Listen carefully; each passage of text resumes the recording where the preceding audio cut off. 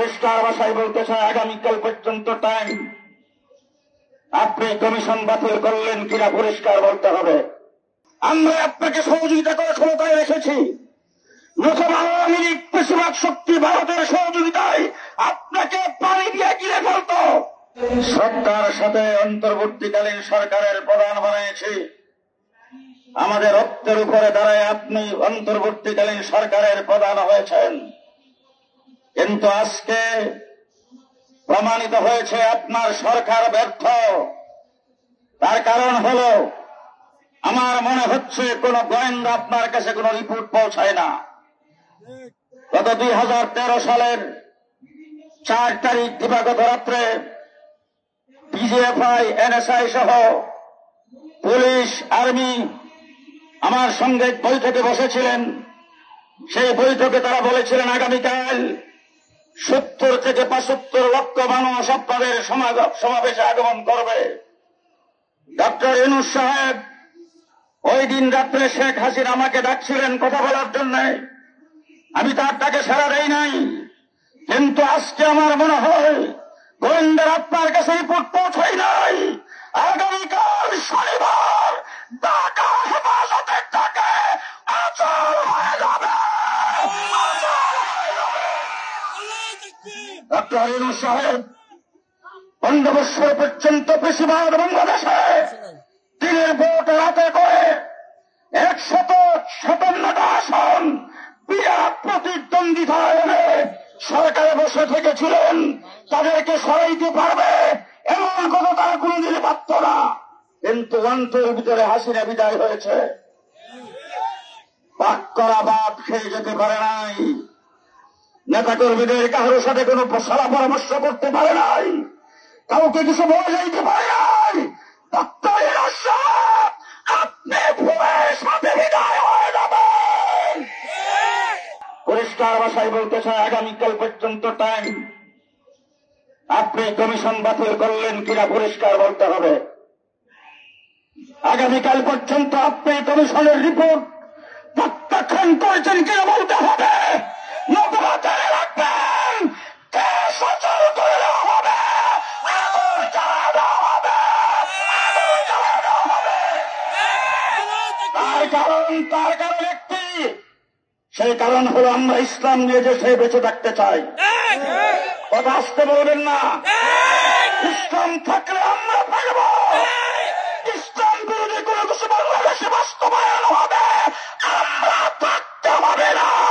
আমাদের লাশের উপর দিয়ে হইতে হবে, লাশের উপর দিয়ে হইতে হবে। সংগ্রামী সাথী বন্ধুগণ, শেষ কথা আপনাদের সামনে বলে যাচ্ছি।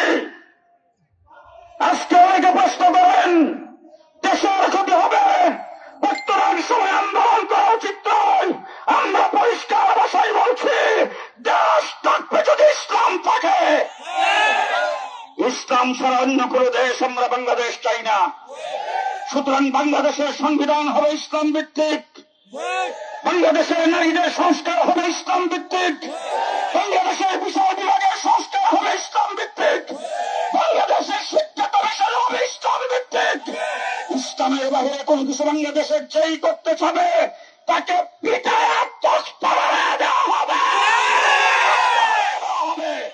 আমি জানতে চাই, আজকে আমার মিরপুর উত্তরাতে জুমার নামাজ পড়ে আসতে দেরি হয়েছে, কারণ রাস্তায় অসংখ্য মিছিল দেখেছি। প্রত্যেকটা মিছিল চলো চলো সরোয়ার উদ্যানে চলো। আসার পথে দিনাজপুর থেকে একজন টেলিফোন করে বলছেন, হুজুরে পর্যন্ত 42টা বাস প্রস্তুত হয়েছে, রাত্রের বেলা হবে।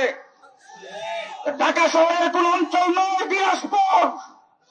আজকে আমি এখানে আসার পরে বলেছেন 4 থেকে 4,500 মানুষ শুধু বরিশাল থেকে লঞ্চে রওনা হচ্ছেন।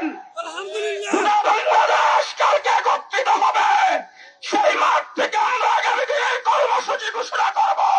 কর্মসূচি মুখে আসার আগে ডক্টর ইউনূস সাহেব আপনার প্রেস নোট চাই। জাতিকে নিয়ে কি ভাবছেন আপনি পরিষ্কার জাতির সামনে পরিষ্কার করতে হবে। আমরা আপনাকে সহযোগিতা করে ক্ষমতায় রেখেছি, নতুন আওয়ামী লীগ বেশিরভাগ শক্তি ভারতের সহযোগিতায় আপনাকে পানি দিয়ে গিলে ফেলত। সেটা আমাদের কারণে করতে পারে নাই। আজকে আপনার নারী কমিশন যাদেরকে আপনি দায়িত্ব দিয়েছেন তারা বাংলাদেশের মুসলিম নারীদের প্রতিনিধিত্ব করে না, তারা পেশারের কন্ট্রাক্টর, তারা তসলিমা নাসরিনের ফুটানো বাচ্চা। সুতরাং তসলিমা বাংলাদেশে থাকতে পারেনি, তারাও থাকতে পারবে না। আপনি নারী কমিশনকে বাতিল করে প্রত্যেকটা সদস্যকে অ্যারেস্ট করতে হবে। আগামীকাল কোথায় যাইতে হবে? সবাই কয় না। কোথায় যাইতে হবে? কোথায় যাইতে হবে? কালকে জামাতের সাথে সকলেই ফজরের নামাজ আদায় করে যার যার মসজিদ থেকে শরীয়তী উদ্যানের দিকে রওনা হব। কে কে হাত তুলে দেখাবেন?